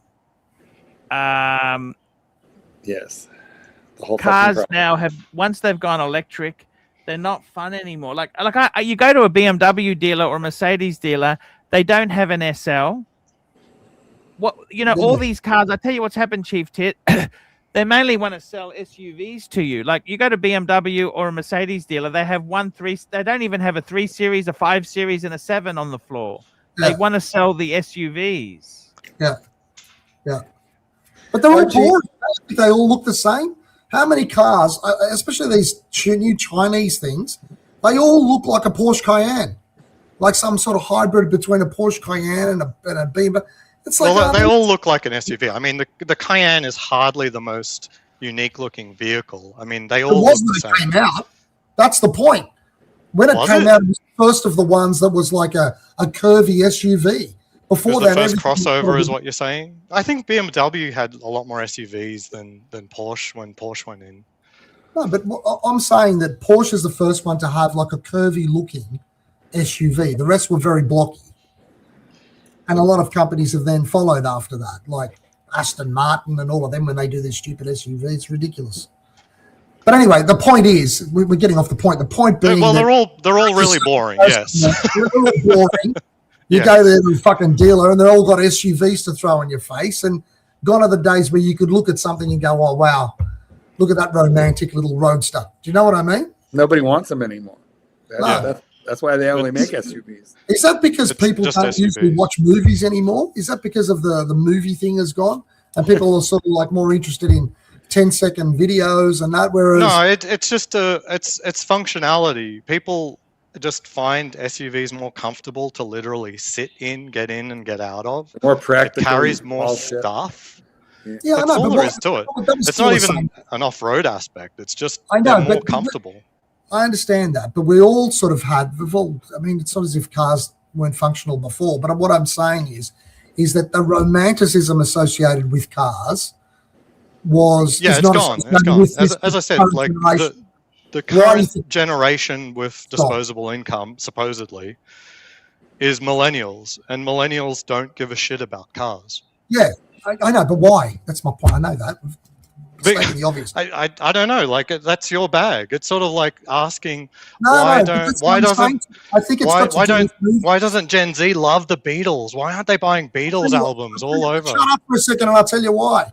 Because people get on on YouTube now. They get on TikTok. They get on something where the entertainment is a 10 or 20-second clip. Whereas in our older generations, you'd go somewhere, you'd spend $20 and watch a 3-hour friggin' movie, right? What does that got And to then- do with cars? I don't think You know what it's got that to do with holds up. cars. I mean, It's in those movies that you'd see people driving around in some car, and you'd go, "Fuck, I'd love to do that. Isn't that guy cool? I want to be." Every generation had its thing. You know, like yeah. my generation, we didn't have fins. We didn't want cars with fins. My dad had a car with fins. Every Yeah. generation. My generation was Fast and Furious, and the simple fact is, by the time we grew up, they didn't make any of the cars that we admired. They didn't make them anymore. We're gonna need a bigger car. Doc, How's it going, guys? thank God you're here. Hey, Got here as soon as I could. This is crazy. I wanted to tell you about my car that was very reliable. When I was in college, I got a 10-year-old Toyota 4Runner. It had 180,000 miles. It looked brand new on the outside. Previous owner used it to travel up from California in the middle of the Central Valley up to ski in Tahoe. So he just went back and forth over and over again. How many miles. fat chicks could you that's carry? awesome. You know what? That one probably could have handled that 500-pounder. Put her in the back. Put it in the back where, just behind the rear seat. Probably could have gotten back there and not done any damage. You But know, that Doc, car went 250,000 miles with me, no problem That's whatsoever. amazing. I barely did anything.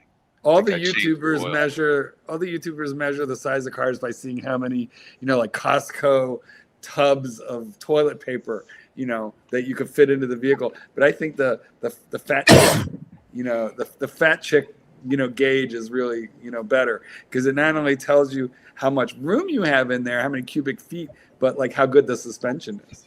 Oh yeah, I think how rugged is it, and whether it's Springs any good? oversized in terms of the shocks and the whole suspension system. Yeah. Right. Like how many girls does it take to break a McPherson's truck? Depending I upon think which one. like Now, you people are so a fucking Rav4. shallow. You people are so shallow. You're disgusting. Look at you. Look at you laughing about that poor girl with her overweight. Have a good look in the mirror and reflect, you prick. Well, she's grifting, she was videotaping herself when the Uber driver arrived. So I think it was all planned and staged. I think she was planning on having this poor person say, "My Toyota won't fit you," so she could sue them. That's what I think. That's my personal opinion. It was a Corolla, if I'm not mistaken. I mean, a Corolla is not designed for a 500-pound woman. Sorry. It might have been a Camry, still not designed for a 500-pound woman. Sorry. So I can paint the scene for me as she goes into the dealership and she's looking at a car that really won't be able to take, say, her capacity, right? If we're trying to be kind. How does it to just go through the Okay, hold on. the dealer? How does he what does he do? Here's how we work that in this country. The dealer is not allowed to turn her down. So they pull out a tub of Crisco, which is, like vegetable shortening, and they grease her up, and then they wish her luck getting in the car. And if she can get in the car, they'll let her drive it. Well, that's not very diplomatic. Well, it may not Getting out be, the thing of Crisco. but I'd love to have a 4Runner.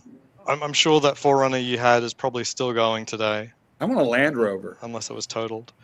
Land Rovers are nice. Land Rover, if I want to go into the Land desert Rover, and you get gotta be stuck, joking. That's the most that would be great. unreliable car. Very unreliable. Very unreliable. Very unreliable. Well, the truth is, since it was a 1990 4Runner, I think it's going to go farther than the modern 4Runner. I really do. And that sucker went 250 with me, no problem. Yeah, that's amazing. But you know what? What is the inflection point between liking a car that you admire, you think it's fantastic, but you know it's a piece of shit and it's going to let you down, but you don't care because it's so cool anyway? That's just a roller coaster. It's all Mercedes. You can love a roller coaster. You don't need to buy one. Right. Or you lease it, and then, just around. Yeah, you rent one. You lease it. 3 years, all covered, and then, back it goes. And that's how most BMW and Mercedes are sold in this country. 2 words for you. Alfa Romeo. And Arch knows exactly what I'm talking about. Yeah. That is torture. Alfa Romeo. Heartbreakers. Archie, do you watch Bow Ties and Benzes? Yes, I love him. I love him. He does the leasing deals. No, what's it called? Bow Ties and Benzes. He talks about the deals that people do. He's the GM. I don't think I'd buy a car from him. Would you? No, he's a Sharpie. But yeah, he's a Sharpie. But he's the GM of a Mercedes-Benz place. So he always runs the financials on deals, and you get to see how they work the leases and deals on that dealer end. Super chat. $10. 100% there. 100%. Very, very true. $10, one up trading. Arch, I want you to 10 million in 2026. Everything big lead. Nothing less. Thank you. Well, I'm going to need a raise next year. Good well wishes for next year. No, it's quite right. That's your KPI this year, Arch. What's KPI? What's a KPI? His key performance indicator. Performance indicator. We don't. Well, what jargon? Lovely jargon, like corporate so jargon. Corpo speak. And ROI. Yeah. Return on investment. That's exactly it there. Return on investment. One last thing I'll mention about that 4Runner that I had is it was very stable, very good suspension. I never had the wheels balanced, but it always went straight. I had to take shocks my never needed replacing? Nope, not while I had. Well, they That's probably crazy. needed it, but I never replaced them. Okay. And from 180 to 250, I just drove it. It's a college thing. I just drove it. But I remember I had to take my girlfriend, who became my wife. I had to take her to the airport, and she got a stupid flight like at 6 a.m. So I was taking her at 4 a.m., but I'd been up working on stuff and projects and crap. Anyway, I fell asleep on what they call the median, which is the green strip in between one direction on a freeway and the other direction on a freeway. And the 4Runner handled like a boss. I just woke up and I'm driving on this green strip. I go, I better get back up on the freeway. But most of the time you either flip or you lose control, all that stuff. Yeah. It didn't do any of that. Isn't it? Don't you think it's amazing these days that some of these cars now can sense the fact that you've fallen asleep and just drive quietly to the side, indicate correctly, stop, and then shake and tell you to wake up? It's unbelievable. I think the driver awareness monitoring is a very important feature. It is. Yep. It's good. Well, I know I could easily not be here because of that stupid thing that happened. So I'm very fortunate. My car drives itself, but it's freaky. I don't like it. I have used it. And if I look away, it tells me. If it wants me to touch the wheel, it tells me. But I'm very uncomfortable being a passenger in my own car in the driver's seat. It's very weird. Well, you should be. It works really well until it doesn't. Yeah, I don't trust it, and I never use it. Almost never. Survivorship bias. Everyone who you'll ever talk to will only rave about it working well. Because the other people aren't here to talk about it. Exactly. Big super chat. $20. Super chat. One up trading $20. Arch, fake 10. Let's do 20 million. Everything bigly. All right. There goes the KPI. Wow. You know what? A raise for the entire panel. They keep saying bigly. That's a Scott Adams thing. I don't know if that's who they're talking about. Scott Adams is in trouble. Well, he has prostate cancer, if that's what you mean. Yeah. He uploaded a video from hospital yesterday, and he looks like... Oh, he's in the hospital now? Yeah, it's not looking good. Wow. Who's Scott Adams? Scott Adams is a creator of Dilbert. He's like a famous I cartoonist, but he's a see. hypnotist by trade, and he's written books called Winning Bigly and things like that. Did you say he's a hypnotist? Yeah, hypnotist. Do you believe that shit? Can I just ask? That shit actually works. That's the key for MK Ultra, baby. So Have you ever heard of MK Ultra? The stage show hypnotism, that's not a thing. Yeah, that's fake. That's fake. No. I'm talking about like as a treatment thing. Like for example, Yeah, somebody's I did it. fat and they can't stop eating. Is it any good? It's real. Does it work? It's bizarre. Real. I mean, I'm telling the fucking psychologist that this is bullshit and this won't work. And he's like, all right, well, we'll find out. And then like 10 minutes later, I'm like, I'm scared. This is too much. Like, and he's like, all right, I'm going to give you a post-hypnotic suggestion. You won't be afraid. You know, it'll feel lighter. He did. And then I immediately felt fine. And yeah, he made me quit smoking.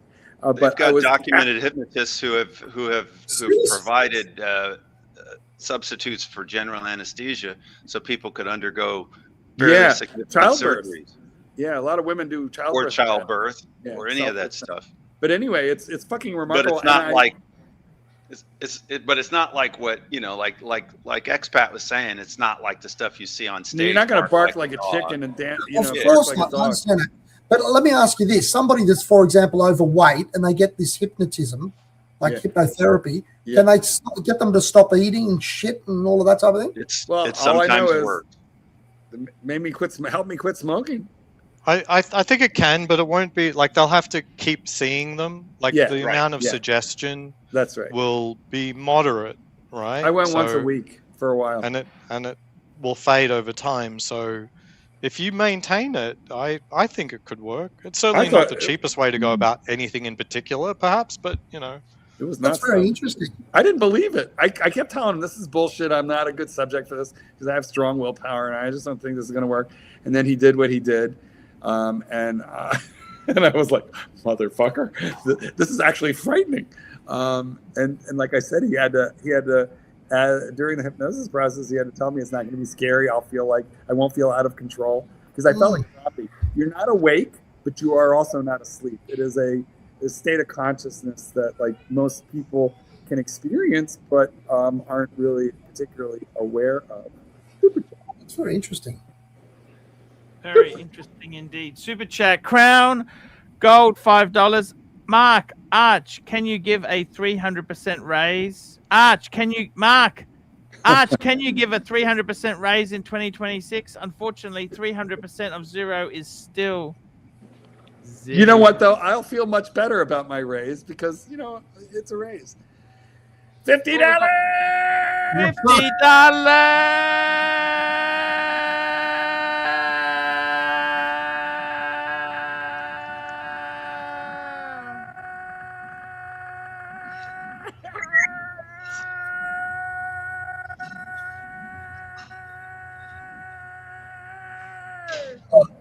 Wow. $50! Wow. $50. Here we go. One up trading $50. Arch, Fike 20. Let's do 50 million. Everything bigly. Wow. Guys, it's been a fantastic show today. This is a record breaker. Absolutely fantastic to have everybody here. We've had a lot of fun. One up trading. Thank you so much. Yeah. It's got to hurt, fuckers. It's got to hurt. Fantastic show. I want to thank everybody who super chatted. Let's go. One Up Trading, Black Cat 997, Rich Mitch, Hurritan, Rich Mitch, What's Up Cycling, Guitar School, Guitars Chrono, Phoenician Cedar, Black Cat 997, Black Cat 997, Crown Gold, Will Money, Crown Gold, Black Cat, Newton, Ken Newton, Black Cat 997, Doc BBW, Crown Gold. $50. Gay J, Watch Hangout, ASB 88, Phoenician Cedar, Gay J, Watch Hangout, Phoenician Cedar, Doc BBW, Black Cat 997, Crown Gold, Go Gopher, Crown Gold, One Up Trading, Crown Gold, One Up Trading, $50. and One Up Trading, $100.